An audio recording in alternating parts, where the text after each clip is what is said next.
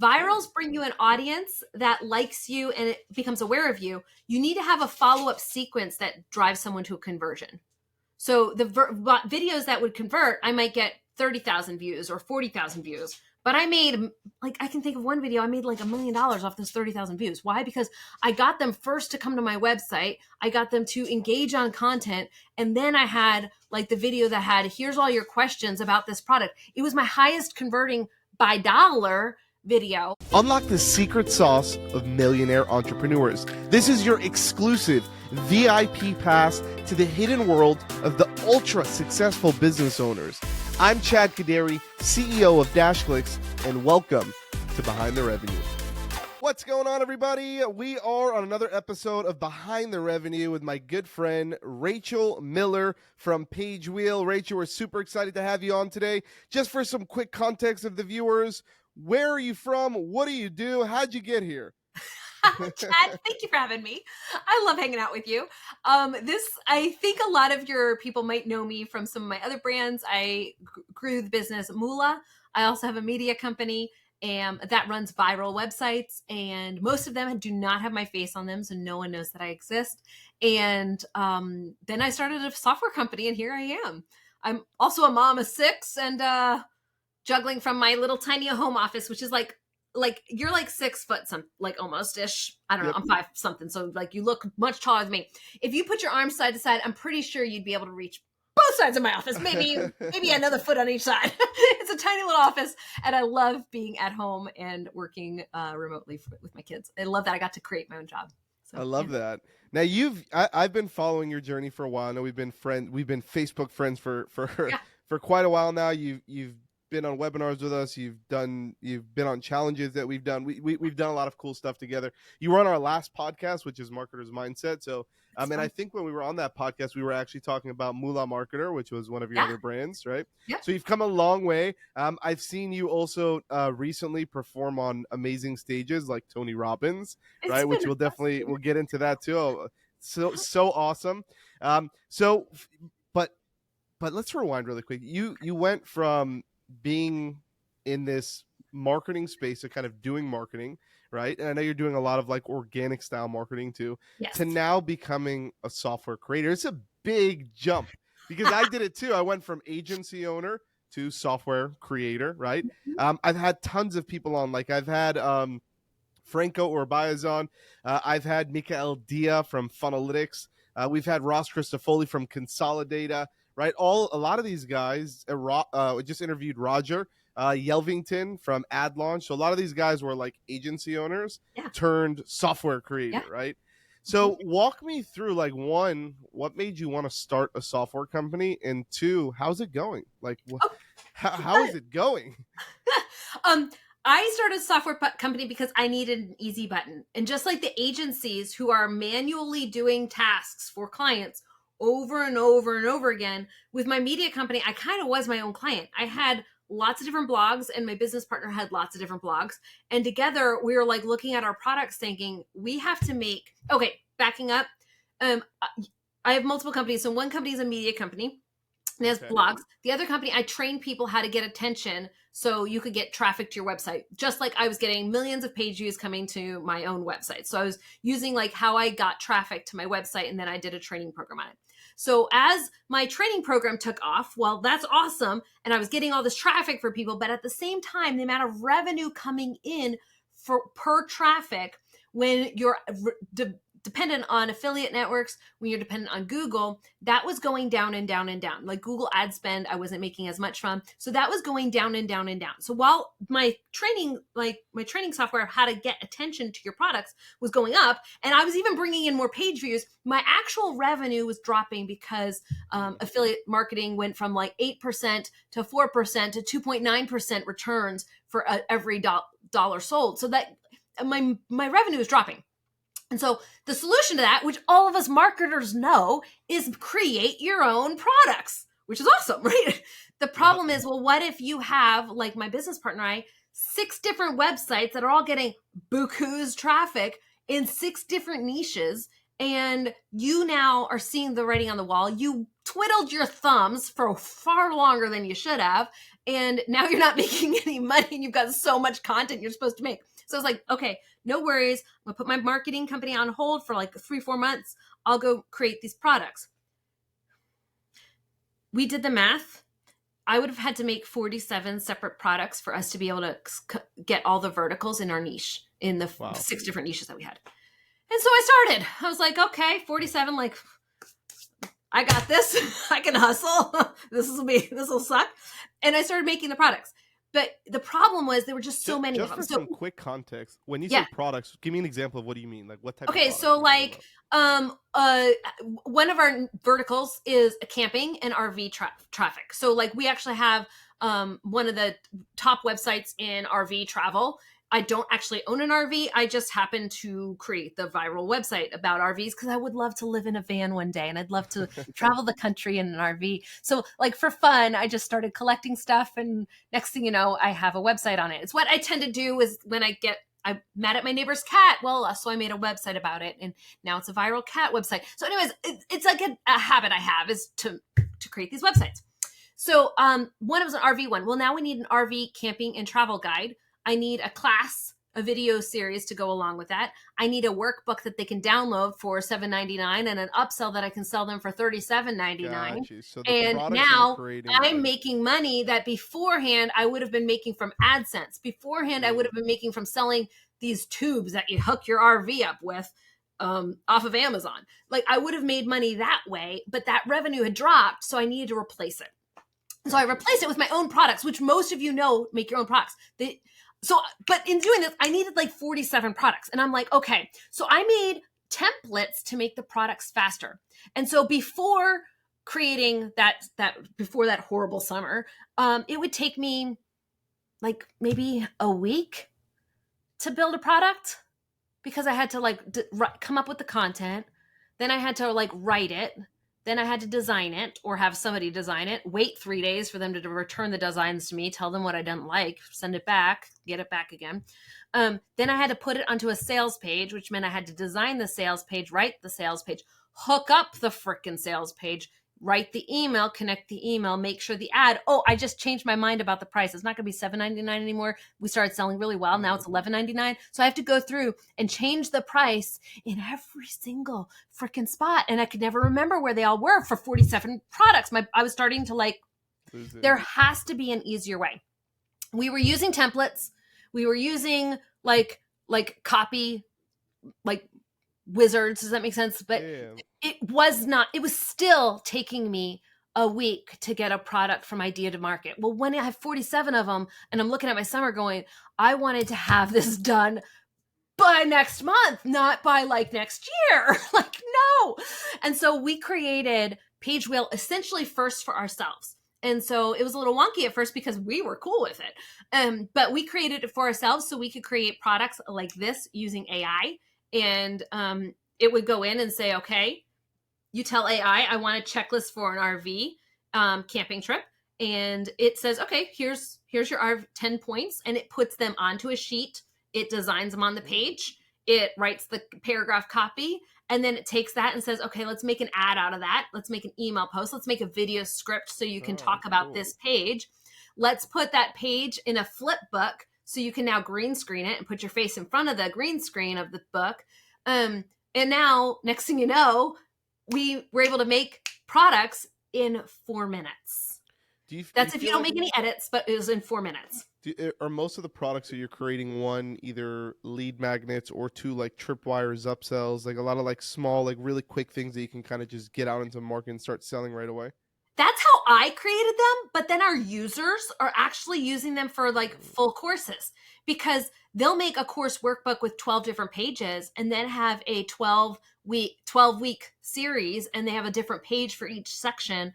And then they deliver, here's the class, pay me $197 for this 12-week whatever. And then they have a video matched with each one. And so then they have a second handout that they give 12 in a row of. So no, we're seeing, while I created it for my lead magnets and my tripwires, we're actually seeing people use it for full-blown courses, which we're not a course system, but But It's yeah, we're always actually fun seeing people to use it that way. it's always fun to create something, because when we created Dashlix, we have a very similar story. We created usually in fact, every software creator that I've had on the podcast so far created a tool that they were using for themselves first and then kind of resold eventually, because they were like, holy shit, other people can use this too. This is cool, Mhm. right? Yeah, So it's always fun because you create something for yourself first and then you give it to like 1,000 people and they're like, okay, well, what do you guys think about it? And they start using it completely differently on difference in basically the way that you were using it, and you start seeing all of these different use cases, and then you get light bulb moments to start creating new stuff and new features, and that's where like all the fun stuff happens, right? it So is really, really fun. Yeah.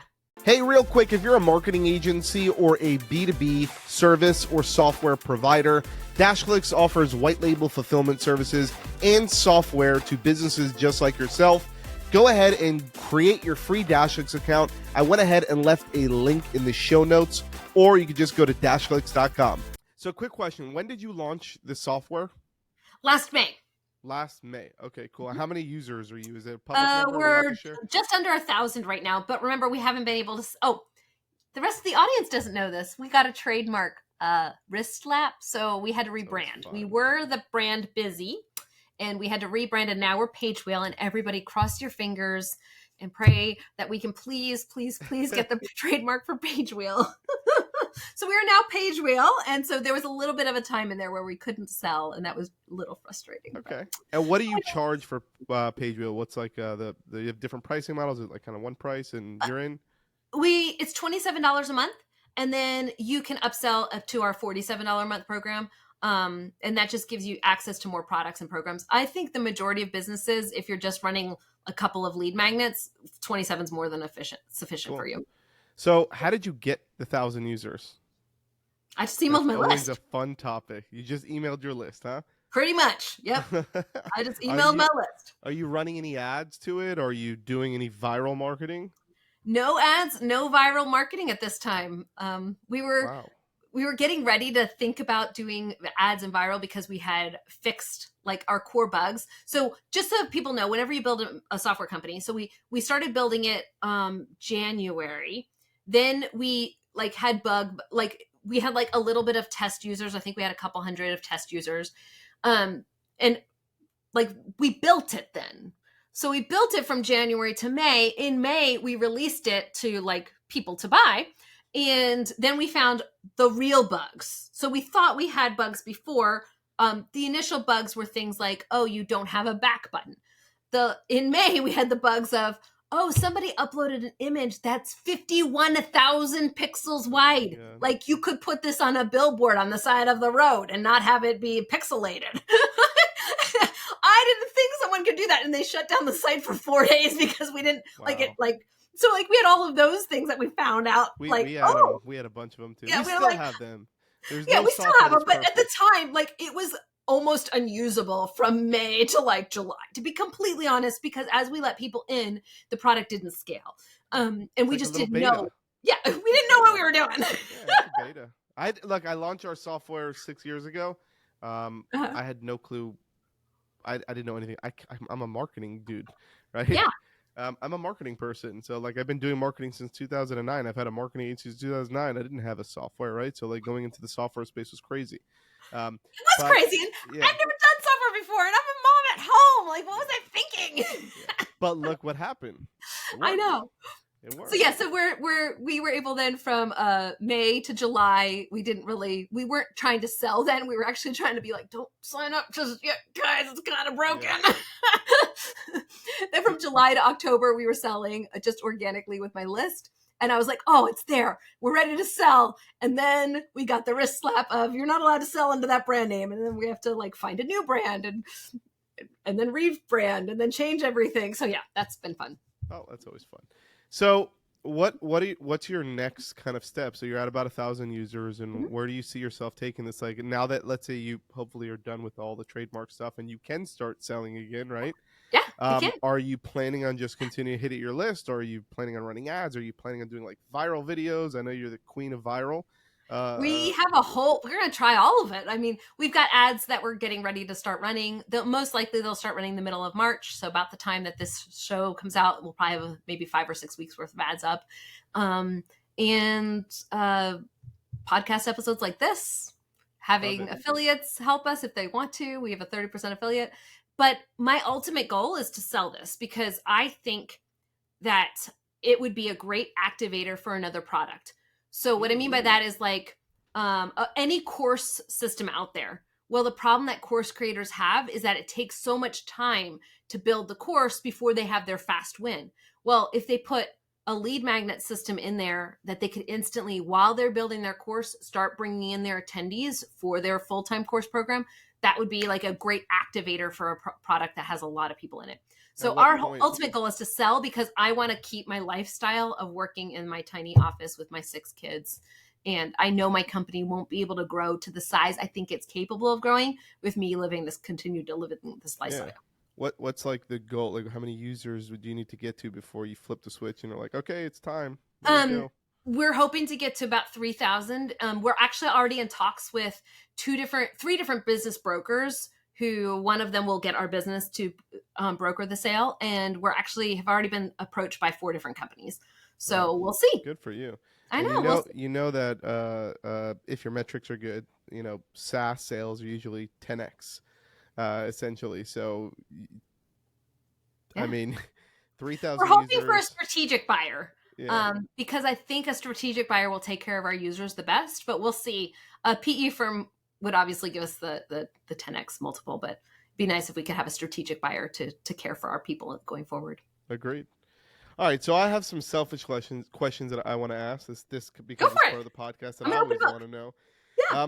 One, how did you get on Tony Robbins' event? How do you become a speaker at the event of events? Like, how does it happen? Honestly, they're just really good to me. I don't know. I love my people, and I think they can tell that I love my people. And they're just amazing humans. I didn't seek out that stage. I've never like tried to get on it. But yeah, I spoke alongside Tony Robbins and Dean Graziosi 5 times, 4 or 5 times. I'm pretty sure it's 5 times now. And I still, they first found me because I spoke for Digital Marketer. Yep. And they found me through Digital Marketer. And then I spoke on behalf of Russell Brunson at ClickFunnels and what was it called? Funnel hacking? Funnel Hacking Live. Yeah, Funnel Hacking Live. I spoke on that. And I think those openings led to me speaking for them. Or it may have been Lewis Howe, because Lewis Howe was one of the people on Graziosi's stage. But no, I've been super blessed by is it always the same? Is it the same presentations that you're doing? You spoke a couple of times, or are you talking about different things, or is there like a specific it's topic? Pretty much the same thing. What do they have you speak on? Honestly, it's helping moms believe that it's possible. Just yesterday, I was listening to this stuffed shirt of a man talk about how women can't do tech. And this is on a major news radio. Like, it's like it's like a regular, like one of those acronyms that everybody watches on TV. And it's a man on the show, and he's saying women can't do tech, and women that they're, anyways, I wanted to talk to the woman in that audience who says, I can't do this because I've never had training. I can't do this because I have a really busy life. I have too many kids. I can't do this because one of my kids has medical special needs. And if you knew how crazy my life was, I could never do that. I can't do it because I don't want to work in a 300-person office. Like, I don't want to grow that kind of company. I actually just want to work from like a little company. I like to speak to that person and say, girl, you can totally do it all. You can totally run a company in your 10 by 10 office and be a badass at it. You can totally make more money than your husband while still being available to take your kids to the orthodontist and pick them up from school and go to the parent teacher conferences. You can have a whole huge, massive Facebook following and never show your face on it. And they don't even know you, who you are, because you're making fun of your neighbor's cat and you're selling lawnmowers. Not lawnmowers. That audience sells vacuum cleaners. Um, anyways, I wanted to speak to those moms who felt like that something was stopping them from being productive or reaching their goals or getting their dreams. And that's because that was me. And by God's grace, I didn't look at the walls and said, no, like, I have to be home because I have 6 kids. I have to be home because one of my kids has medical needs. I have to be home because, like, who's going to take the kids to the parent conferences, the doctor's appointments, da, da, da. I can't have a traditional job, but that doesn't mean I can't make a ton of money. That doesn't mean I can't be productive. That doesn't mean I can't do things I love. And I love that. I just message. I hear all the, yeah. So, and there's a lot of people. There's a lot of people like that. A lot. Yeah. Yeah. And it's not just women, it's probably men too that also have that feeling of sure. I'm trapped. I don't think that's a female thing. I think that's like a human condition thing. Just for me, I like speaking to the moms because they're just my people. Well, you can connect with them really well and your message relates. Yeah. So I think it's and so when that guy said on the video like that yesterday at the news station that women can't be in tech, I was like, whatever are you talking about? like I have never built a software thing in my life. And now you know I have a software company. You bug off. All right. So another question I have, first of all, what was the largest audience that you spoke in front of? I'm assuming obviously it was probably Tony Robbins' event, right? How many? I think they had 1.3 million people watch me. 1.3 million people at the same time watching? Yes. I'm going to repeat that, and I'm going to mark this clip so we can get this pretty sure that's what they had said, yes. 1.3 million eyeballs on you. They weren't watching me. I was headlining right before Matthew McConaughey, and so they all came on to hear Matthew McConaughey, and I was on right before Matthew, so they kind of came in to hear him. Yeah. The largest amount of eyeballs that I've had on me speaking is a couple of thousand. I cannot imagine what a couple 100,000 or even over 1 million eyeballs feels like. Can you tell me like what you were feeling before you jumped on? Were you doing this remote, or you flew into like their whole thing with like all the screens and all that? Oh no, I fly in for it. Yeah. I threw up. Like? It's just I get thrown up too. Here's the thing though. I get nervous when I'm speaking on a stage of 1.3 million people, but I also get nervous speaking on this stage. Yeah. I get nervous speaking on any stage, and I hear people say, "Well, it gets better the more you do it," or it's just who I am, and so I'm gonna get nervous. And I just started embracing it and saying, "You hate it while you're doing it. You hate it before you do it, but afterwards, you're really glad that you hopefully impacted one person's life." Yeah, well, the fact that you were able to speak to that many people at the same time with an inspiring message is amazing. Yeah. Like that's that's amazing. So over 1 million people, and how long do you go on for usually? Most of my speaking sessions, I think the longest I've ever spoken on any stage has been, other than Digital Marketer, which once had me for 8 hours that day, which was a brutal day. Wow. I'm not doing that again.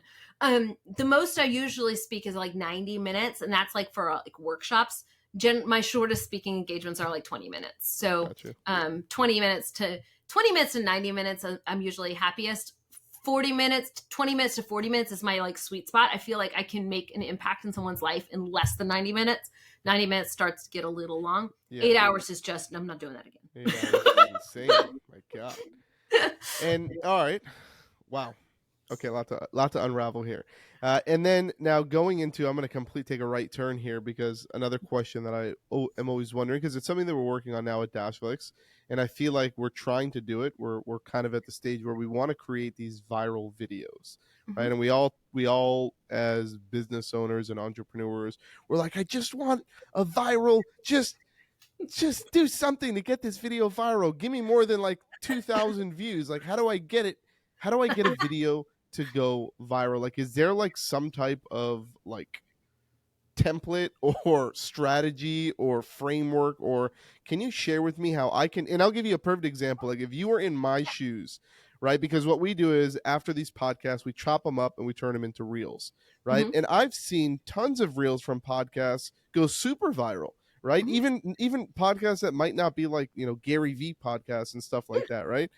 How does somebody like myself that doesn't have millions of followers yet, how does somebody like myself get videos to go viral on places like TikTok, IG Reels, Facebook Reels? Like, how do I do that? What's a secret?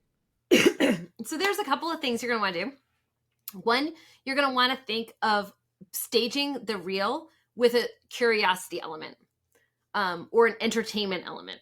And what I mean by that is, like, just our faces talking. Like, people don't know who I am. People don't know who you are. They honestly don't care what stage I spoke on, Yeah. but they do care about, like, what kind of drama is there. Like, this mom did 1.3 million people saw this mom on stage, and she wishes no one knew she existed, and be like, and half of them didn't even know she was, like, have Now, when some you're type of, saying like, that, is that a caption or is that like on the actual video? that'd be on the words on the stage, on the Gotcha. Okay. image. So you have to have some type of curiosity hook. And then notice too, I'm doing a lot of this. So if it was a reel, the talking heads doesn't really do it for a reel. But if I did something like, and then I made, so that tends to have, you need to have some more fluidity to it. We'll be moving Um, for the rest of the podcast. Okay.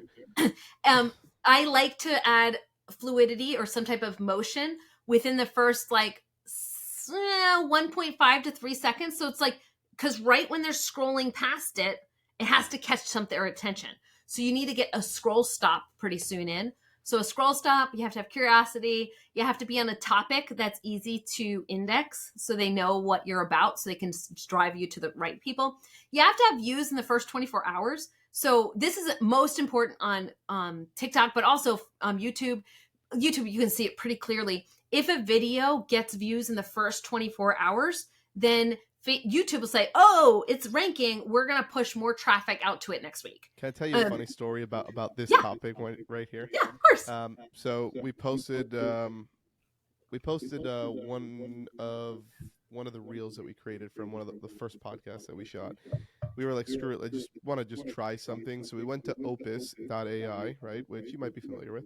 And all we did is we're like, we just want to see if this thing works, right? We got it, we chopped up a bunch of videos, and they like rank it between the ones that they think are going to go viral and not. And we grabbed the top video, right? And I threw a little quick headline on it. And it was something, it was called like the future of AI or something like AI related, which AI is super trending right now, right?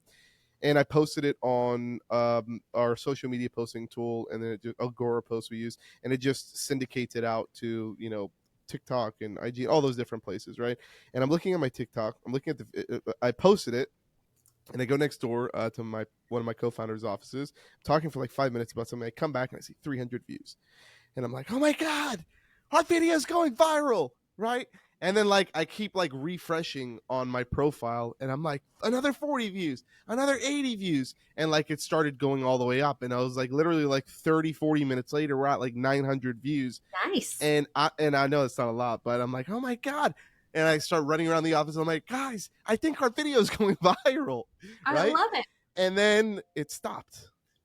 It Ooh. stopped. So what happened was it like literally like it kept doing that for like maybe like 2 or 3 hours, and then it just stopped at like 1,000 something views, right? And I was like, and then even the day later, I was like, it's just done. That's it. Like the TikTok gods So you didn't may send it have out. flagged because they weren't watching it for very long. Maybe that's So you have to have okay. a combination of people watching it and watching it through the content. So if Gotcha. you don't get them to, if they just watch for a second and then they bail, then it's not going to hook their attention and keep them for longer. If they're not clicking on it, if they're not taking any other additional engagements. So the first was curiosity. Second was you have to have like something to interrupt the feed, some flair. The third one was that views in the first 24 hours. And then the last one is that you need to have additional types of engagement. So that's comments, that's shares, that's clicks while they're on the screen, clicks to things, And that's you can't embedding tell it. people to do that, right? You can't tell people like click the like button if you like, because that's kind of cheesy, right? People don't do that anymore. Or do they? Yeah, I but don't if know. you, because nobody likes being bossed around. Yeah, Do you want somebody exactly. to tell you to click something? I Or would agree. you like them to say, hey, I bet your sister needs to hear about this too? And you're like, actually, you Okay. know what? Yeah, I do want to tell my sister the good juice. And so there's ways to say it without being bossy. People like sharing. People like being helpful to others. People like reciprocating. Like if it makes your day, like to have a like, they want to give you a like, but they don't want to be told what to do. They Yeah. want to kind of be implied what to do. So like when I'm like let's go back to the context of me creating this podcast, Okay. right? So like if you were in my shoes going back, right? Like in let's say this podcast episode was done. What do you usually do when you're producing videos? Are you using AI like Opus and things like that? Or do you have a video editor that's like going through the whole podcast and grabbing like that 145-second amazingness clip, editing it and then like posting it? Like what, or is there like an easier way to do this stuff? Well, I don't have a podcast anymore, so there's that. I've been working Okay. on my software company, so I Any haven't really. videos though? It could be not even be Yeah. a podcast, just any videos. Is there like a So whole production team? no, it's just me and 2 employees. Like, we have a really tiny little team, and I kind of wanted to keep it that way. So that's why I Love it. haven't grown my business. I did actually one time have 15 employees, and I spent all my time juggling and managing my employees, and that just wasn't a pleasant life Not a experience. lot of people Um, like that. I just no, interviewed no, Joe I did not. Irway, I did not who become a CEO to have a team. I yeah, came a CEO to run my own company. And so for me, having employees was a struggle. That said, with AI tools now, you don't have to you don't have to have a huge development team. You don't have to have all of these I don't things. want any team. I don't like as far, like on the production side. Yeah. And I'm just like, and I told this episode a couple times in this podcast. I'll tell you too, but like I will tell everybody else. Like my goal for this year is to simplify things. So Yeah. like it might look like I'm in a cool podcast room with like all this lighting, but like if you zoom out of this frame, there's like 6 of these blocks behind me with a little light under me and a Nice. podcast mic hooked up to my desk. And when I'm done, I just throw this podcast mic up. I take the headset off and I'm at my computer desk and I'm back to Nice. work. Right. And we have a full blown studio with tens of thousands of dollars in equipment. You've seen it. Yeah. We've done challenges and stuff. And you've been like, I don't want to do that stuff because it's too much. It's too much of a production. It's not fun. I'd rather just be in and out and go continue with my day. So like that's Yeah. been one of my big goals this year, and it's been working great. I was able to shoot 15 podcasts in the last 2 weeks, and it hasn't really disrupted my like work environment. Right? I love I've been able to shoot. I shot like 30 or 40 Facebook ads in the last couple of weeks. This whole new setup is like a month and a half old. Right. So I it's or a love month it. new. Right. So, but yeah, I'm like, my goal is just to simplify things. I don't, and that's why I asked the question. I was like, right now, I just want to find a way to like get good quality content, like edited. And I'm thinking like Opus.ai. I've tried some other ones, but Opus seems to be like the one that's pretty decent. Descript And is good. I Descript, yeah. personally also like B12, which is a video thing that makes you look a little prettier. Okay. B12. I tend So not to put makeup on. I did splurge and put lipstick on before I came on with you, but typically I'm a, oh crap, I should probably do a Facebook Live, and oh crap, my hair's a wreck and I'm not wearing any makeup. And so B12 makes me look like I'm wearing makeup. okay. it's a girl thing. So okay, I mean, I'll try it too. Hey, you might like it. Anyways, it just brightens things up just a smidge. So my goal is and tell me if I'm on a good path or not, or if you would change anything, because I'm always curious. My goal is if I shoot like a 45-minute podcast, I want to just get 7, if I can. I'm not gonna just throw crap at the wall, right?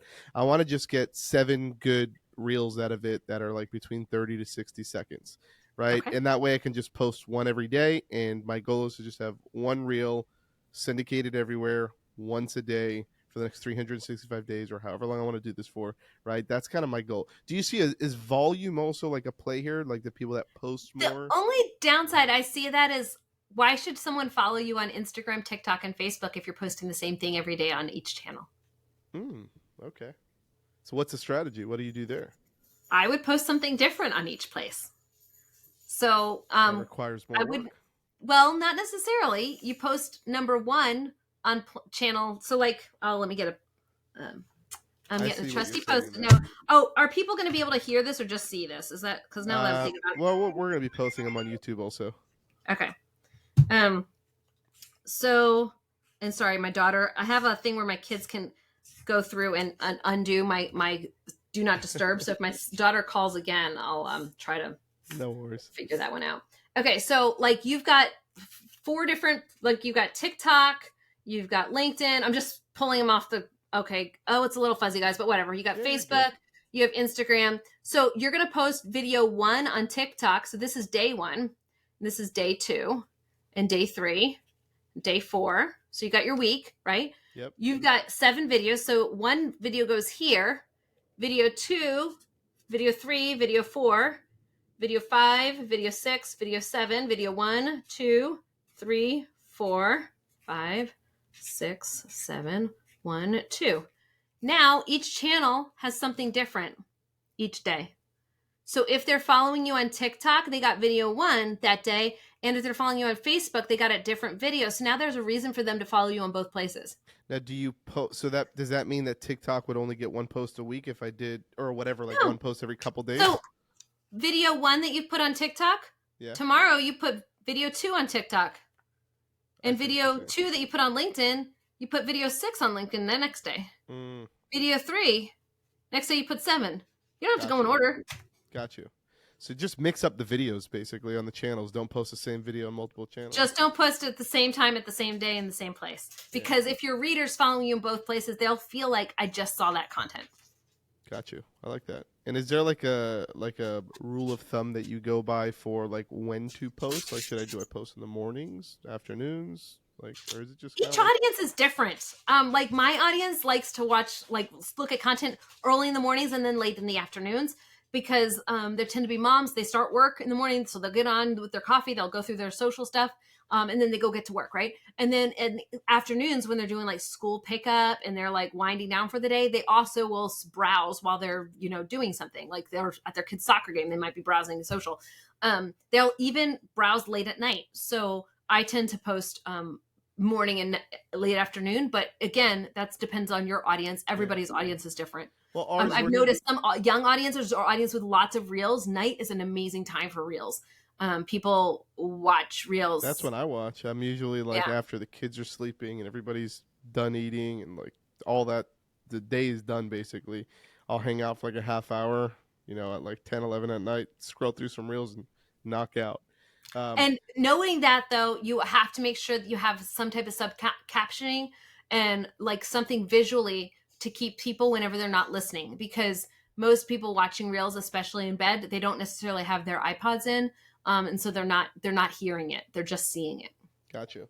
All the videos that we've posted. So Opus does do the subtitles, which is great. They like do the auto subtitles. Now they just released a feature that I just joined the waiting list for. Hopefully it comes out, but it's a auto AI generated B-roll.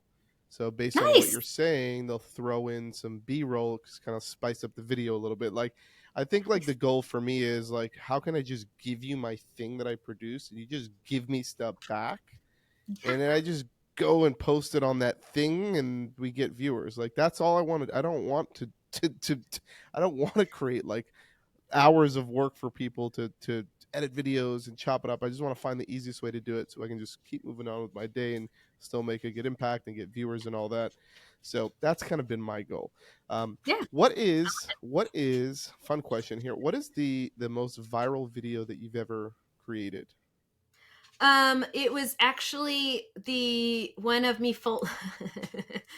I don't know if this is the most viral, but it's the one I got the most attention for. I folded my laundry on national public television.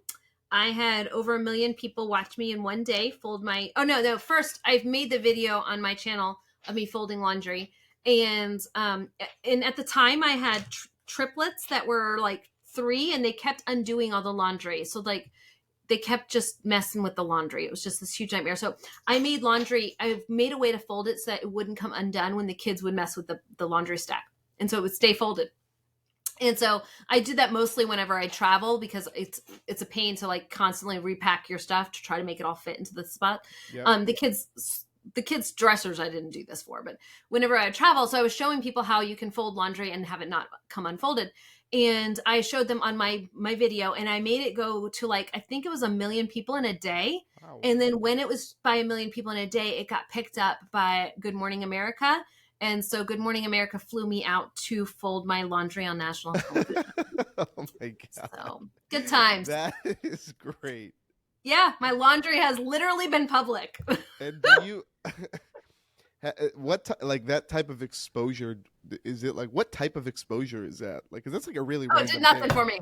Did nothing Okay, for that me. was I just like didn't a make any fun money from thing. that. Yeah. What it did help me with was at the time people thought of me as a stay-at-home mom. And so like I would have family members who'd be like, "Come pick me up from the airport." I'm like, "I have work to do. Get a cab.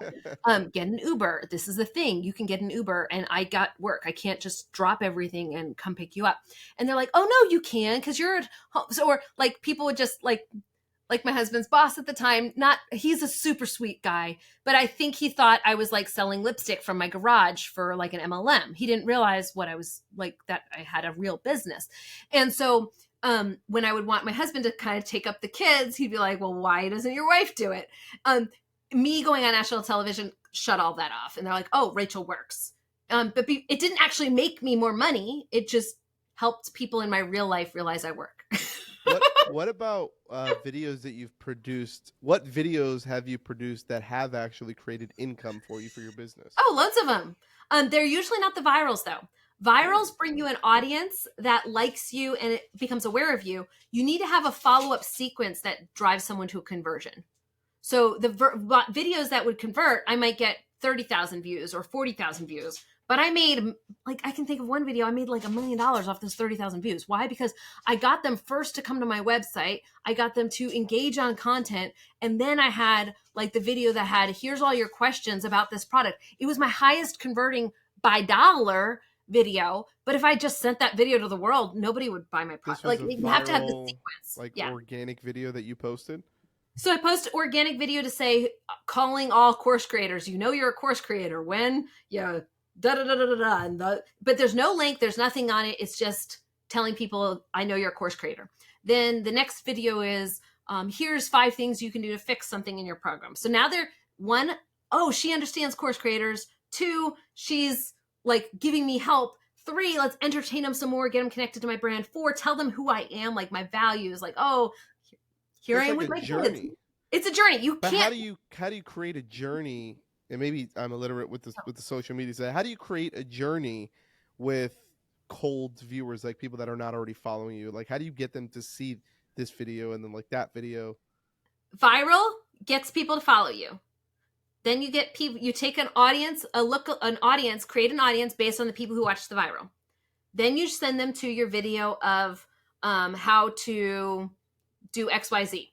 Now, if they've watched this and they've watched your how-to video, then you send them to, "Here's who I am and how I love you and how you're going to love working with me. And here's the values of who I am." So now they know, they believe in the niche, they believe in the topic, they believe in me. Now I just need them to believe in themselves. So I drive them through. If they watch video 1, then I'll drive them to video 2. If they watch video 2, then I create an audience of that and I drive them to video 3. If they watch a video of 1 and 2, then I'll drive them to video 4. I usually have like 5 or 6 videos, and by like 4, it's anyone who watched any of the previous ones. 5, anyone who watched the last 3. So it's like, Just so so that I way they see understand. it over and over again. So like I know, like with Facebook ads as an example, I can target somebody who's watched 50% of this video. So is that what you're referring Yeah, to? that's Oh, you're talking exactly it. about ads. Okay, Yeah. I thought you were So talking about I marketing stuff. have ads that do the conversions. I Ads do the got you. conversions. Viral marketing builds the audience. So I don't have to use Facebook Oh, to retarget cold audience. I cool. have a warm audience that's almost endless that I can drive ads to whenever I want. So Traffic. you, just for context for the viewers, make sure nobody's confused. So what you're doing is you are posting a bunch of videos on these social media And channels. photos and Yeah. conversation starters. Photos, yeah. Yes. And this is on a personal page or business page? Business page, personal page, Facebook groups, Instagram, TikTok, Reels. Cool. And you can Short. basically create audiences out of people that engage with those posts, whether it's likes, comments, video views, things like that, and then create an audience out of it. And then you run ads to that audience because they already know, like, and trust you. And now you're just selling that thing with an ad.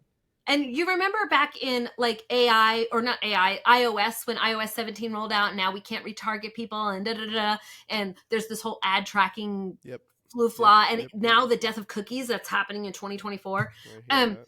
while all of that's happening, I don't need to worry about that because I have the audiences already in warm audiences. It's just easy. I think where most people will struggle with that one specific strategy is for them to be able to create the videos that actually get engagement so they can create those audiences. I'm going to call, honey. I know you were that's... calling me, but I'm on a call, so I'll talk to you in just a second. My teenager just came home during the school day, so I'll figure out what's going on in a moment. This is how it is.